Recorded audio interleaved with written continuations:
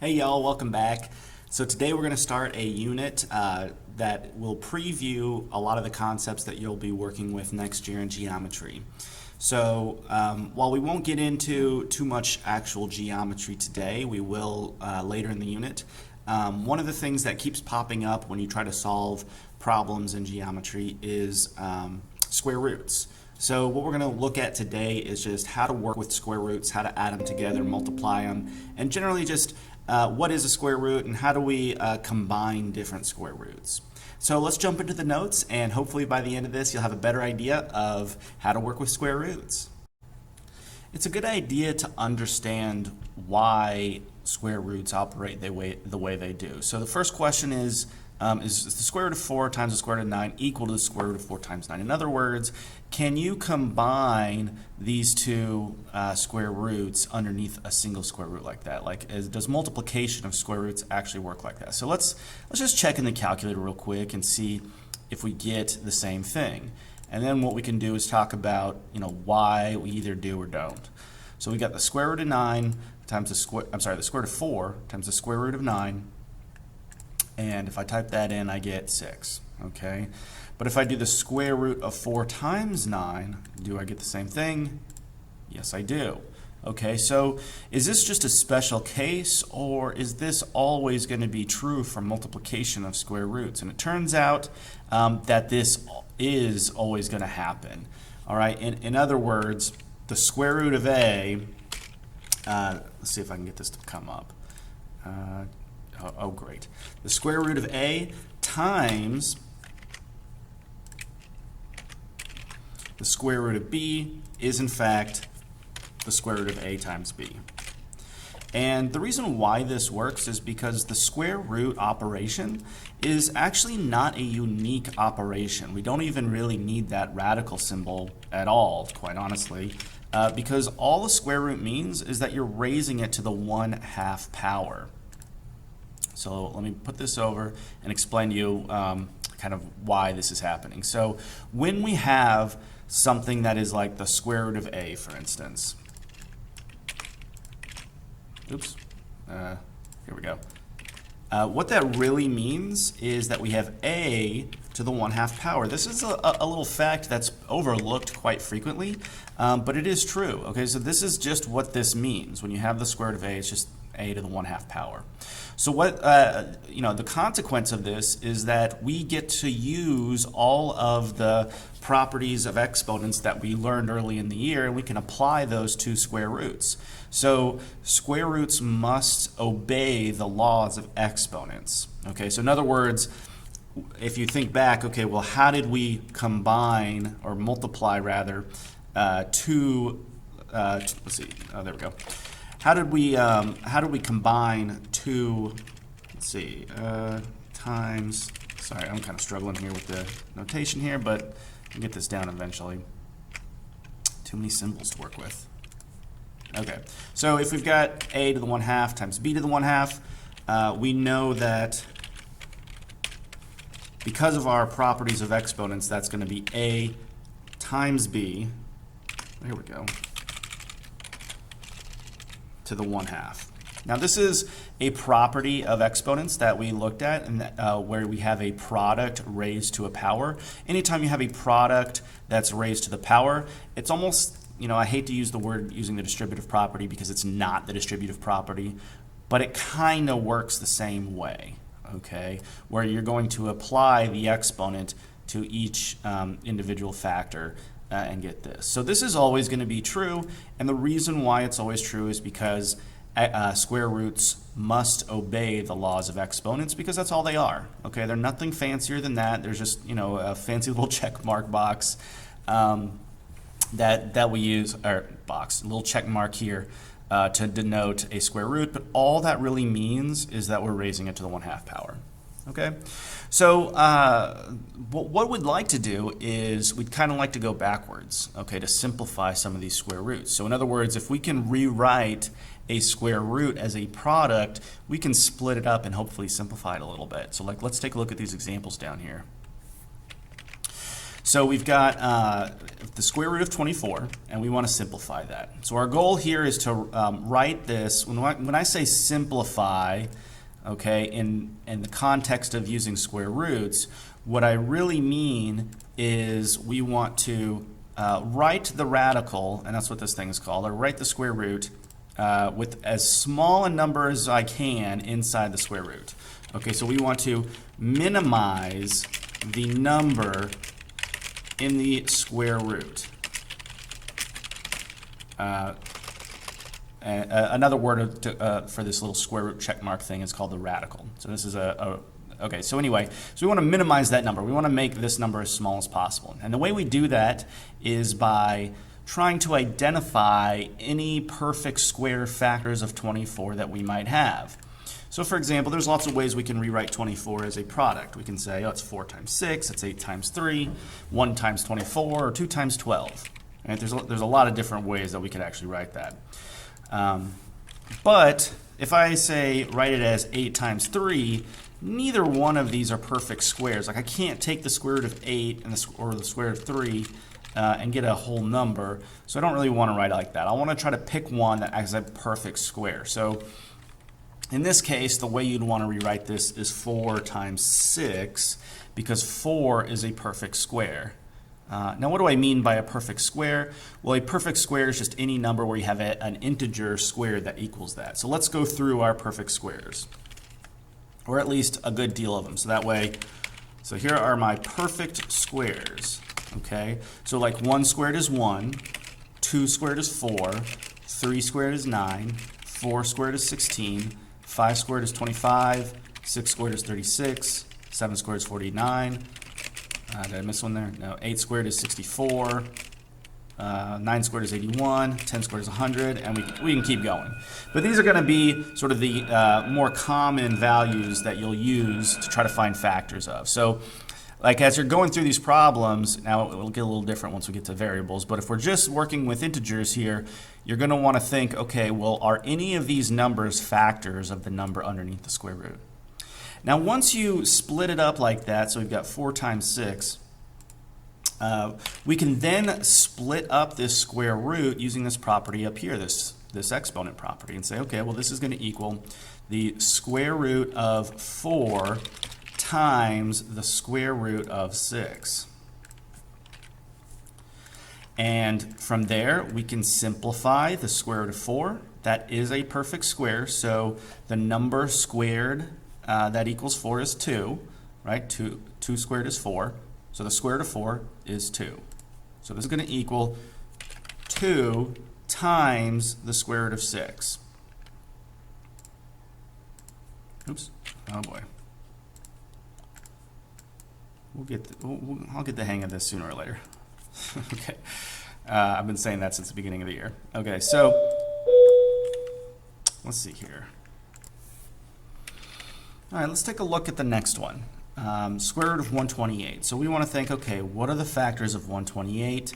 Now, if you're not sure, you're looking at this list and thinking, okay, well, maybe it's 4, maybe 16, I don't know, maybe it's 36. If you're not really sure, here's a little trick that you can use to find the factors, especially when the number gets real big like this. It may not be as obvious as 24 over here. So I'm going to pull up my calculator. I'm going to show you a little trick here.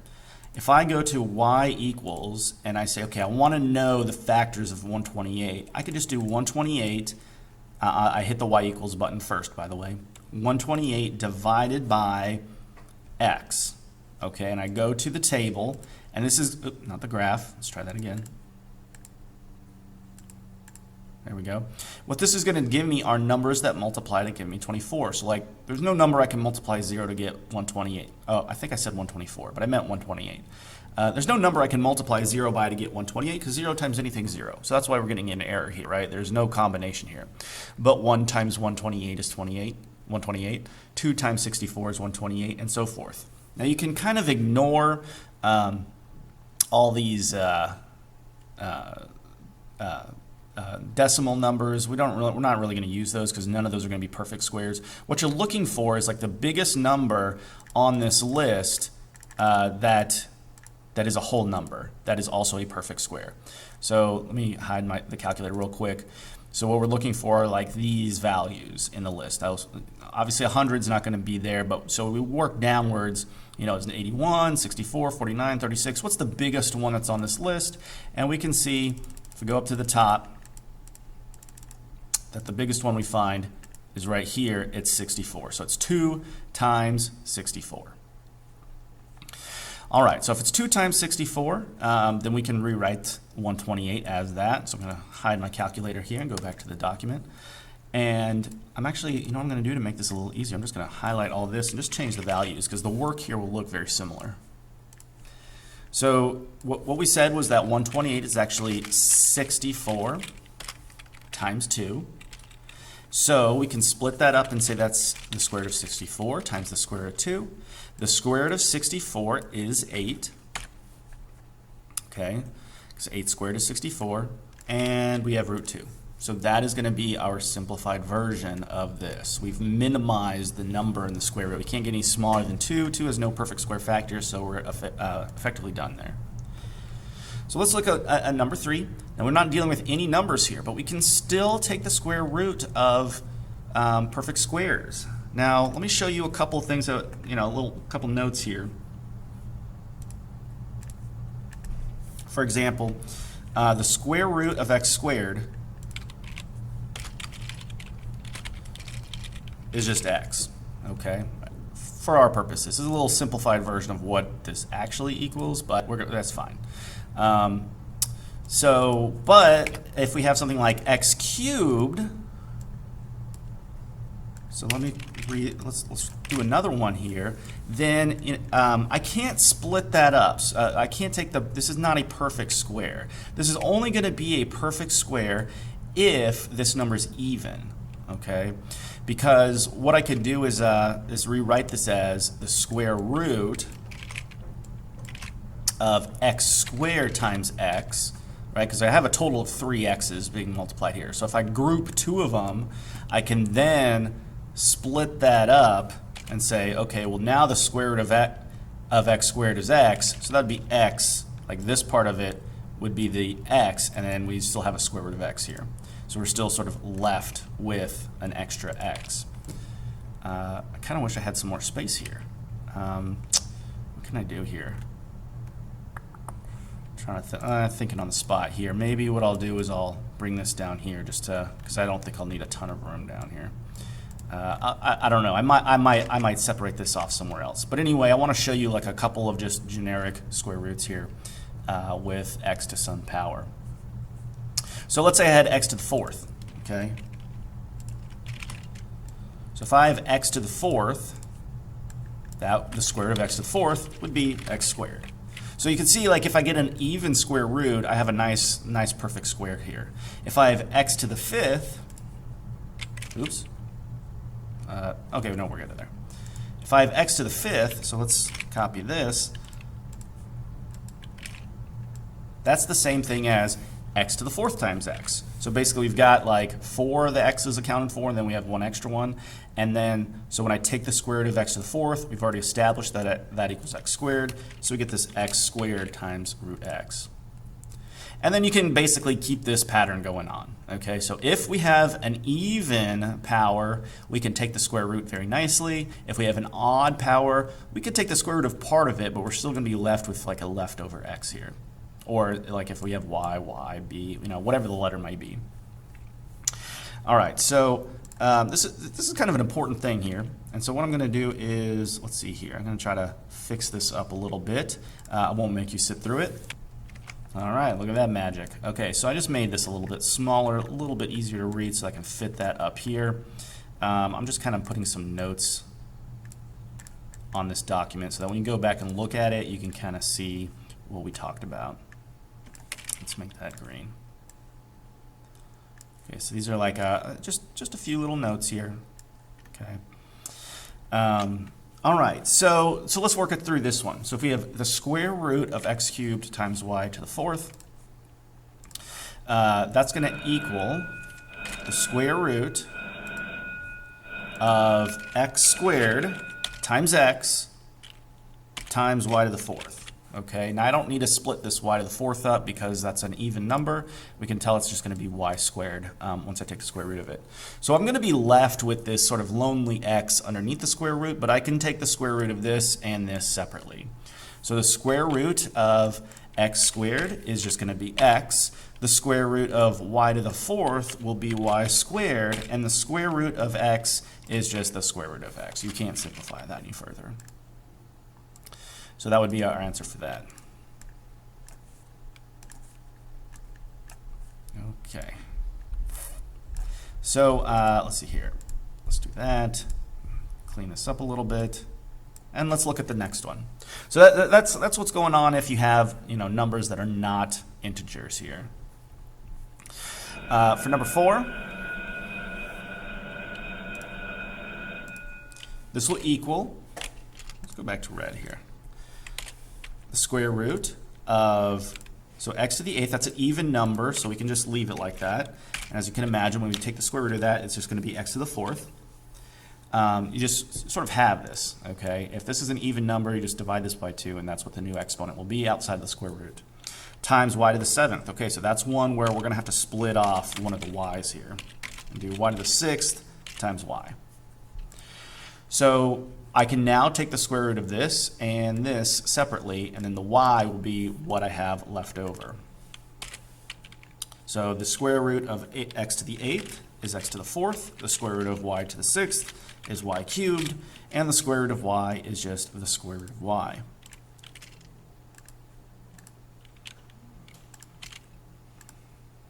And there you go. Okay. So basically what we're trying to do here is we're just trying to square root as much stuff as we can. Let's take a look at number 5. So now, not only do we have these variables to worry about, but we've got this number inside. So we're going to have to do kind of a combination of these two different types of problems. We're still going to split it up and take the square root of anything that we can. Let's see how this plays out. So 48. Now I can come up with that, and just only because I've dealt with it so many times. But again, if you're not sure, you can always pull up your calculator, which I'll do right here, and try to find those factors of 48. See, do we actually have a perfect square factor of 48? And then, so let's see. So 48, no. 24 is not on our list. Here's our, let's see. Here's our list up here, in case you're wondering what we're looking for here. These perfect squares.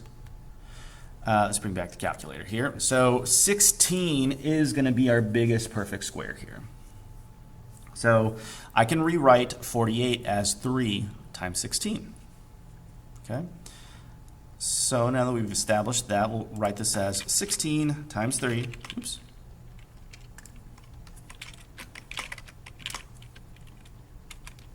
Square root of 3.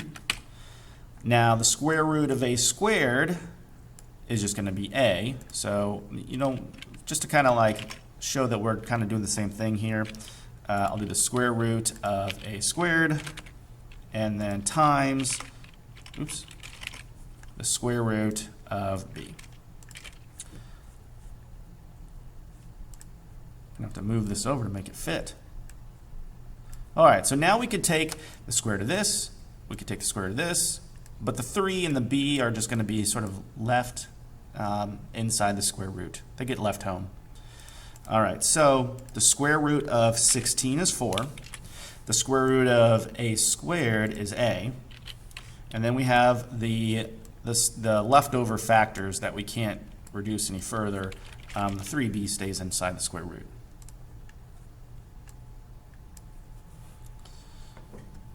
So number 32. Now this number is pretty small, so I'm not going to jump to the calculator on this one. This 32 can be written as, let's see here, factors of 32 would be like 16 times 2. Is that it? Yeah, I think so. Okay, so 16 times 2 would be 32. And so this is going to equal the square root of 16 times the square root of 2 times, going off the page here, the square root of x to the 4th which is going to be x squared once we're all said and done. And then the square root of y cubed, I want to split that up and say that's the square root of y squared times y. All right, so how am I going to fit this on here? You know what? I'm just going to have to make this font a little smaller. It's the only way I can think of to make this work.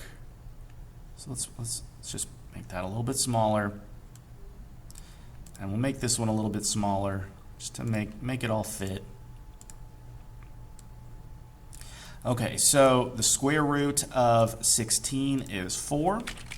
The square root of x to the 4th is x squared. We do have a square root of y squared here, so that's going to be just y. And then we're left with everything else that can't be square rooted. So that's the 2, and then this leftover y. All right, so that's how you simplify these square roots, whether you're dealing with integers or variables.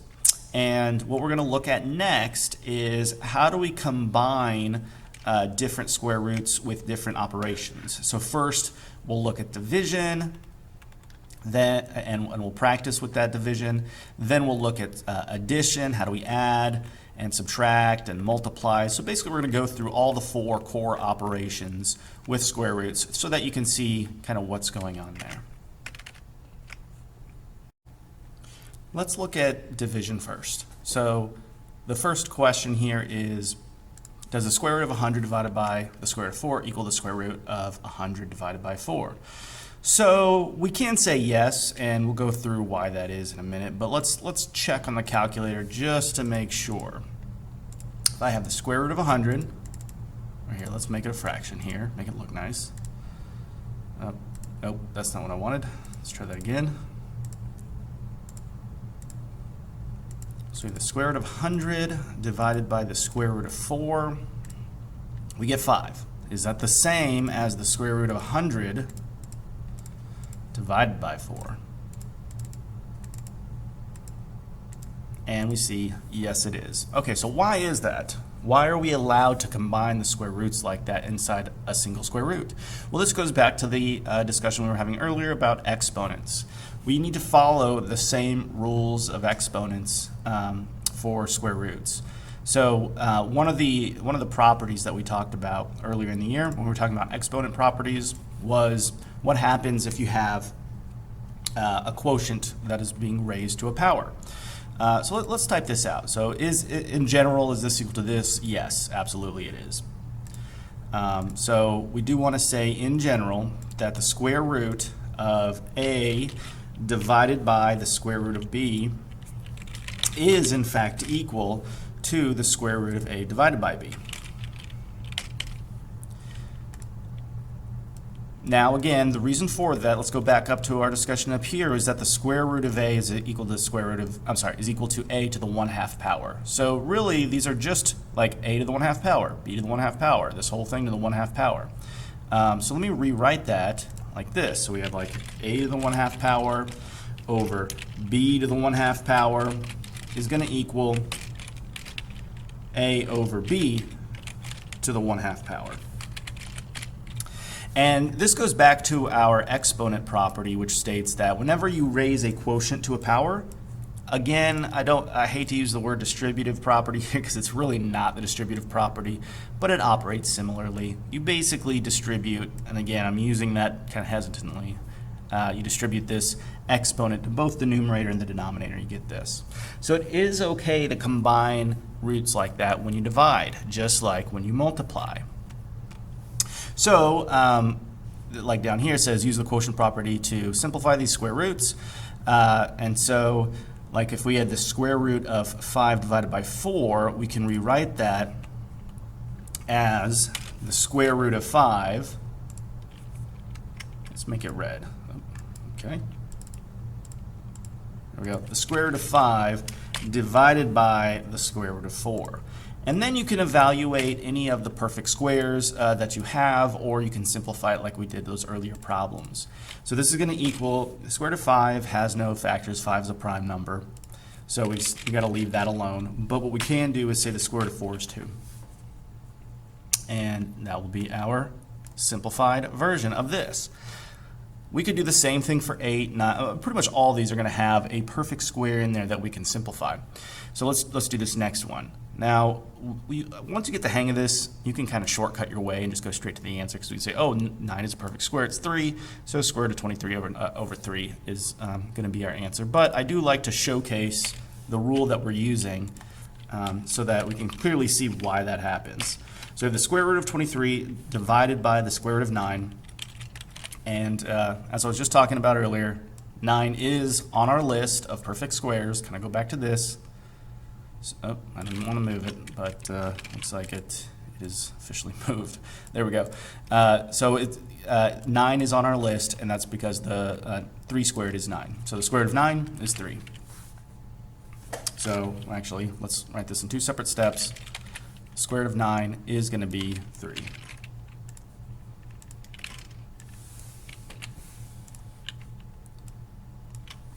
Okay. This next one works basically the same thing. I mean, hopefully you're kind of seeing a pattern here. We get negative, so that negative sign doesn't really do anything to,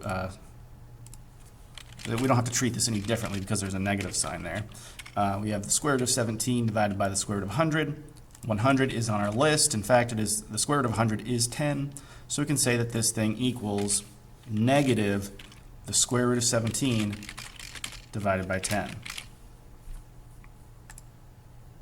So don't let that negative throw you off there. You're going to treat it the same way. I mean, you're really not going to do anything with it. Now, if you have a negative on the inside, we have a whole other set of issues, but we're not going to cross that bridge yet. Okay, let's take a look here. Okay, now it looks like we've got 2 perfect squares. That's kind of cool. Okay, that hasn't happened yet. So we're going to be left with a number or an expression here that does not have any square roots, because everything's going to simplify real nicely here. So we have the square root of 36 over the square root of x to the 4th. Now going back to when we talked about square rooting variables earlier, we said that, you know, hey, the square root of x squared is x, square root of x to the 4th is x squared, square root of x to the 6th is x cubed, and so on. If this power is an even number, like 2, 4, 6, 8, 10, you can take the square root of it and be left with no square root. But if it's an odd number, then you're going to split it up, so you're going to split off like this one singular x, and then be left with a square root of whatever this is, and then square root of x. So that's what's going to happen here. The square root of x to the 4th is just x squared. So this equals 6 over x squared. The square root of 36 is 6. The square root of x to the 4th is x squared. Okay, so for 11, okay, so now we've got this 108, which is unclear immediately whether or not that has a perfect square factor. I just don't know off the top of my head. You know, if the numbers are small, I can kind of think my way through it. But, you know, above 100, you know, I don't really have those memorized, and I think we're just going to check the factors of 108 to see if we can find a perfect square factor there. So let's see here. Oh, what just happened? Why did this go all the way down there? That's kind of weird. Let's try. Okay. All right. Not sure what happened there, but let's go ahead and look at the factors of 108. So just as a reminder, you hit y equals. And we're going to do 108 divided by x. Take a look at the table. Okay, so we've got 1 times 108. That's not on our list. 54 is not on our, oh, 36. There we go. Okay, so 3 times 36 is going to be our combo here that we want to use. So we're going to rewrite 108 as the square root of 36 times the square root of 3. So I'm going to do that before I take any square roots here. You do have a little bit of flexibility in sort of the order that you perform these operations in, but that's how I'm going to write it, is the square, oh, okay, there we go. The square root of 36 times the square root of 3, because 3 times 36 is 108, all divided by the square root of 25, which you could probably take the square root at this point. Oops, not infinity. What am I doing here? Square root of 25. So the square root of 36 is 6. The square root of 3 is just the square root of 3. We can't simplify that at all. 3 is prime and has no perfect square factors. In fact, it doesn't have any factors besides 3 and 1. Okay, so this, let's see. So we got 6 times the square root of 3 all over 5.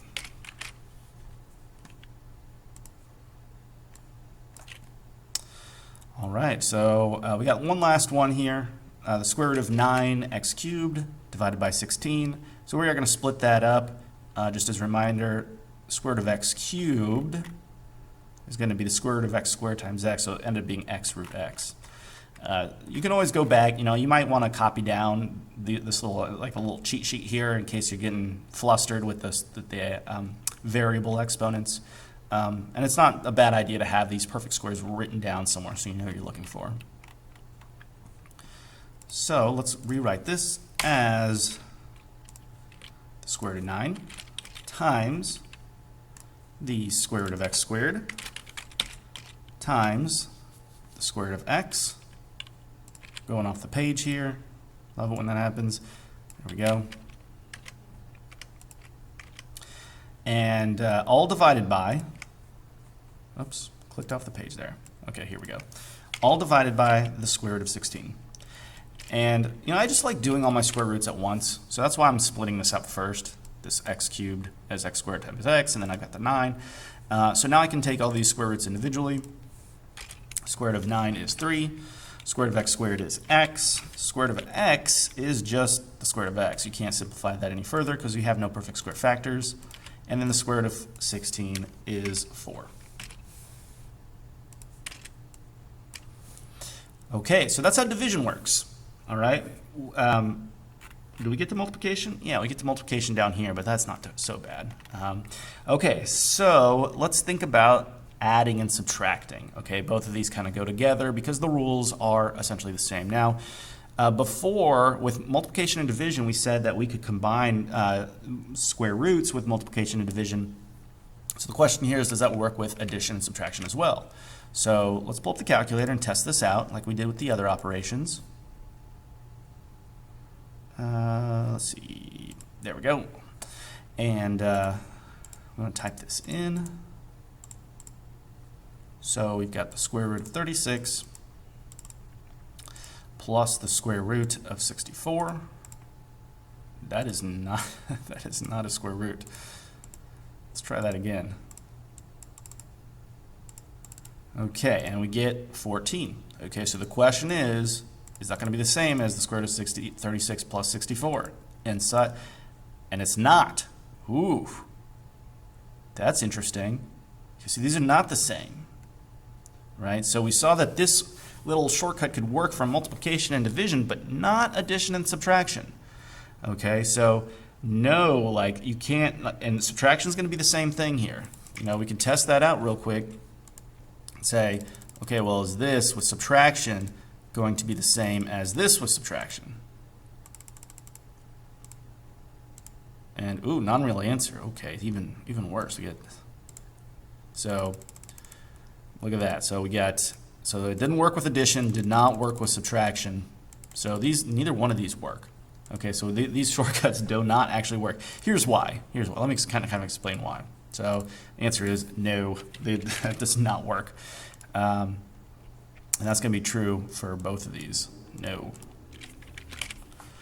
Okay, so again, it all goes back to the exponent rules. Okay, we have a rule for adding what we call like terms, meaning they have the same exponent, but they have to be the same base as well. And so these are not the same base. Okay, this rule for adding exponents is like if I have x to some power plus some other thing, even though it's to the same power, this is not going to equal, not necessarily, well, there could be some corner cases where it does, but in general, this is not going to equal x plus y to the same power. Okay, this is just simply not a property, and we've established, like we saw real quick, that this doesn't work. Okay, so how do we combine these? Well, we're going to combine them like terms. Okay, radicals with the same index and radicand are called like radicals or like terms.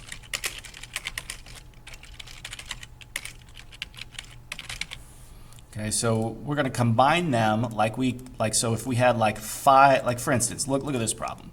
If we had 5x minus 6x, we've had to simplify expressions like this all year long.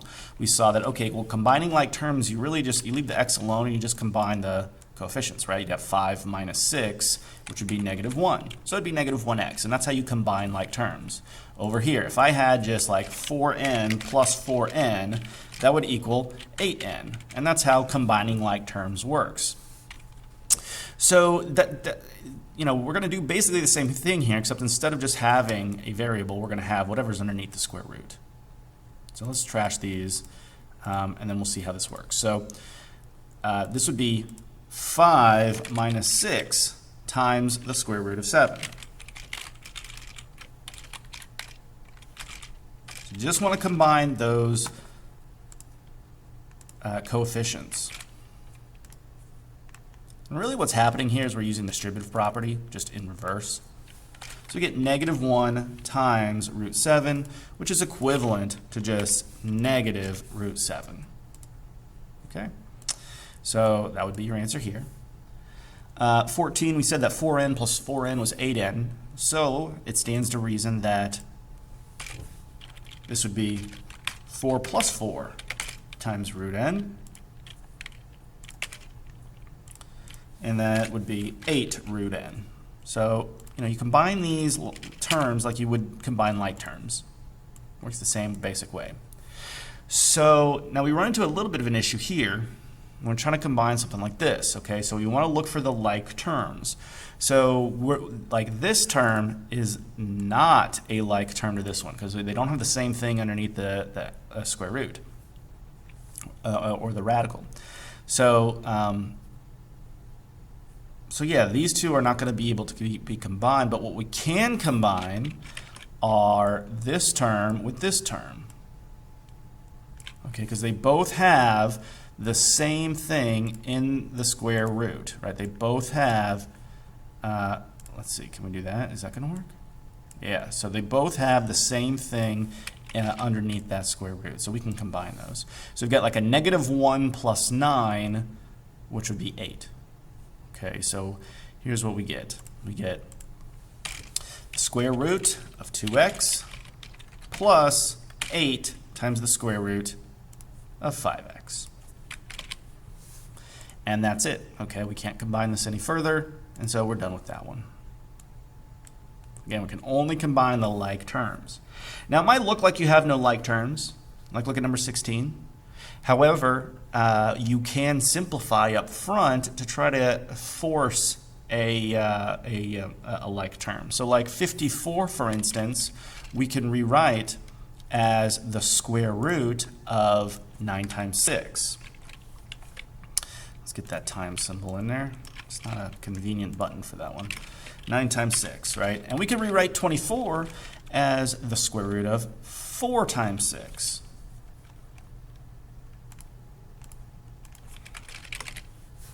Okay, so the square root of 9 is 3, and the square root of 4 is 2.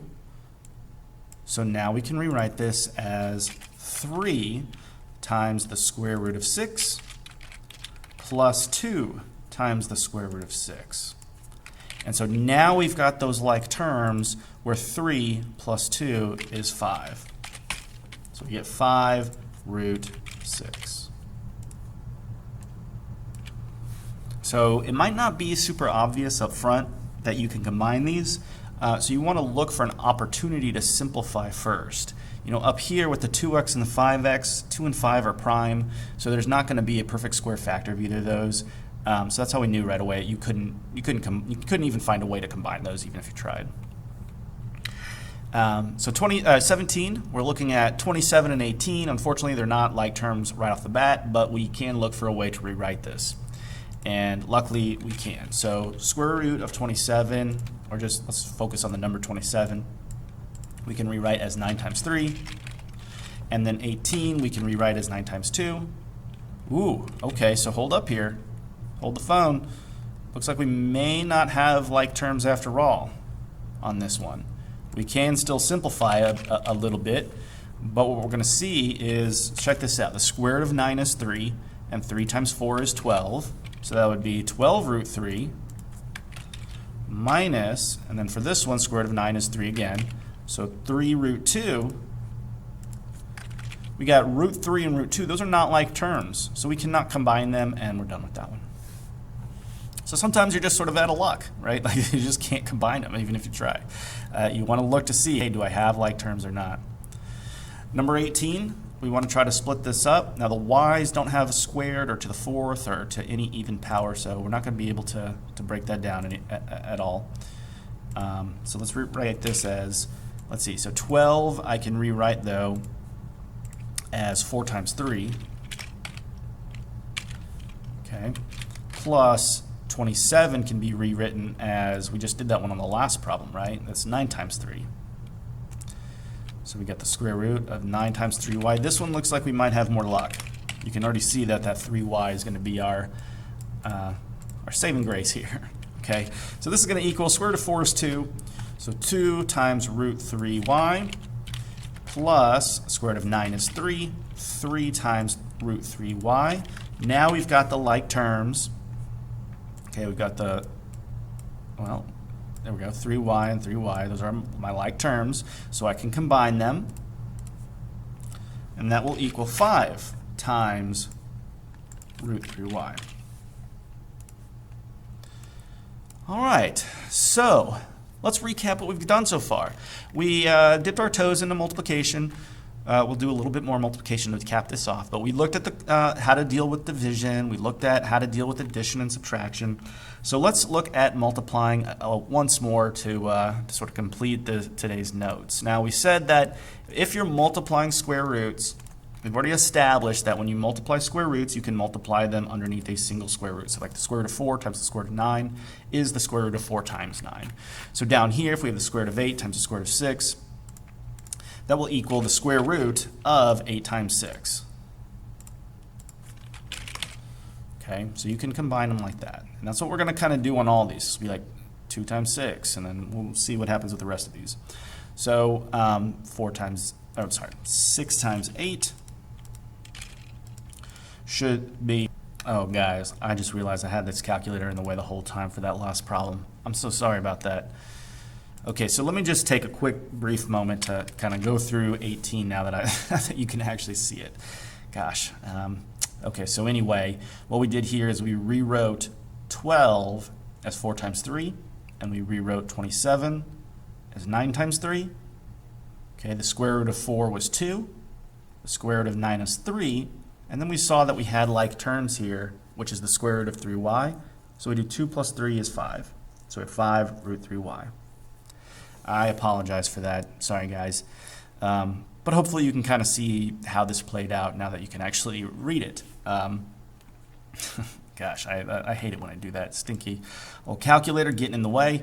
Okay, well, anyway, let's go back to the problem we're working on right now, which is this 8 times 6 is 48. So we have the square root of 48, and then we want to say, okay, well, do we have any perfect square factors here? 48. Okay, so if you're not sure, you know, go back to the calculator. So I know I just killed the calculator, but let's bring it back up. We'll change this to 48 divided by x. I can think of one. You know, 4 is definitely going to be one of our factors. I don't know if it's the biggest one. So no, our biggest one's 16 here. 16 times 3. So now we can rewrite this root 48 as, let's get rid of that calculator so don't forget about that again. As 16 times 3. So we've got square root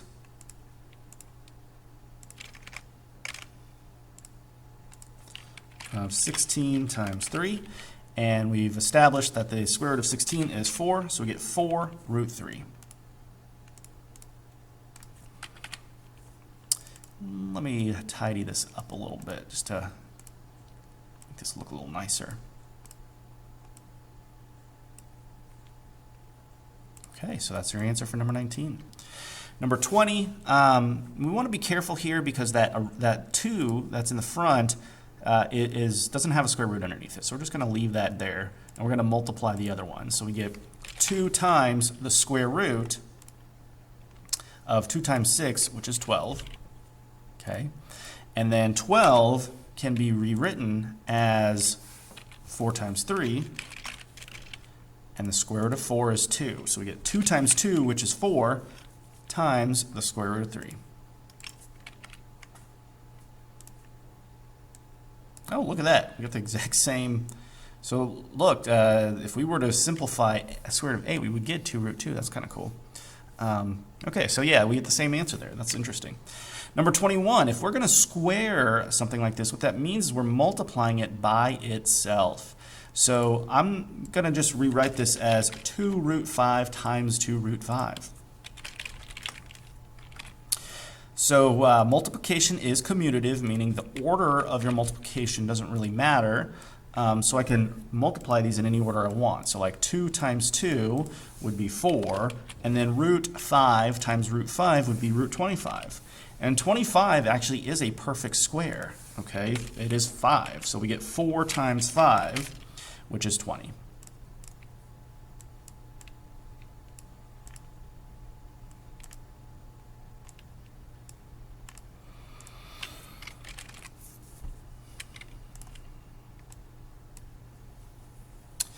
All right, moving right along. 22, we're multiplying again, so we're just going to multiply everything underneath the square roots. So this will equal 3 times 12 is 36. So we got the square root of 36, and then y times y is y squared. This is going to work out real nicely. Look at this. So the square root of 36 is 6, and the square root of y squared is y. So we just get 6y, no square roots on that one. Now, if you look at 23, we're multiplying the square root of 3 by something in parentheses. So I know I've been using, this phrase of the distributive property, admittedly incorrectly for these properties up here. It just kind of helps me to describe what's going on. But here we're actually using the true distributive property, where we multiply a factor by an expression inside parentheses. So we are going to multiply this all the way through, and we get square root of 3 times 7. So I'm going to write it like this. Usually you write the whole number on the left. It's just common convention. But if you were to write square root of 3 times 7, it's not really wrong. It's just not conventional.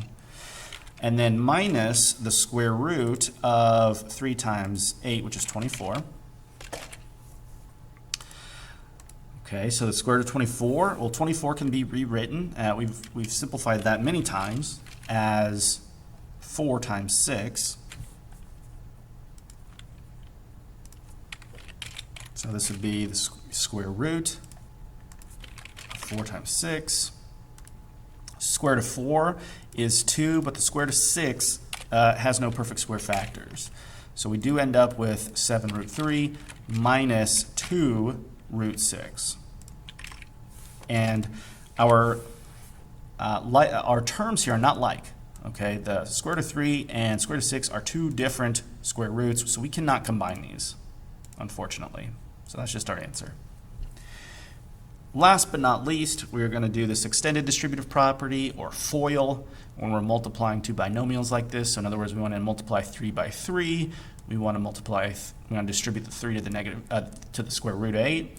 And then we're going to distribute this negative root 8 to both of these and just kind of see what happens here. So 3 times 3, in our FOIL, that's the F, right? 3 times 3 is 9. 3 times 3 root 8 is just 3 root 8. Then we've got this minus root 8 times 3, so that's going to be minus 3 root 8. Hopefully you see what's going to happen there. Ooh, I'm going to have to make this a little smaller. It's too big. Not going to fit on the page. There we go. Okay, maybe that's too small. Can you even see that? That should be okay. And then finally, we've got negative root 8 times root 8. So that'd be negative the square root of 8 times 8, which is 64. Oh, that's going to be a perfect square. That's kind of convenient. Okay, so now let's kind of just survey, let's see what we got here before we start just blindly going to the next step. So what we've got here is we've got a plus 3 root 8 minus 3 root 8. So these are going to cancel each other out and just become 0. Okay, so those go away, and we just have 9 minus square root of 64. That's a perfect square. Square root of 64 is 8. So we get 9 minus 8. Look how nicely this simplifies. 9 minus 8 is 1. And that's pretty much it, okay? So hopefully you have a little bit better understanding of how to deal with square roots, how they combine, how you add, multiply, subtract, and divide them. We're going to use this within the context of some geometry problems that we'll get into next time and for the remainder of the unit. But a lot of these geometry problems are going to require that you are fluent with square roots and how to deal with them. So that's why we kind of went over those first. And then starting next time, we'll get into the geometry stuff. So that's it for today. I know it's been a long video, but I hope you guys stuck with me, and y'all have a great day.